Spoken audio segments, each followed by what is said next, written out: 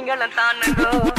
ஆறு கடலில் சேரும் அந்த இடத்தில் அவங்க இதை பார்த்து விட்ட உழுவ மீன் மிச்சதையா பஞ்சாயத்து தலைவரான புறா மீன் தானுங்கோ பஞ்சாயத்து தலைவரான புறா மீன் தானுங்கோ அவர் சொன்னபடி 20 நிச்சயதார்த்த தானுங்கோ கல்யாணம் நடந்து வருது பாருங்கோ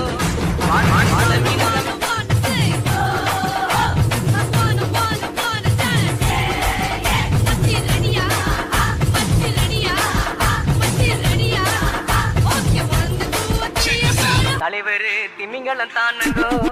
ஆறு கடல்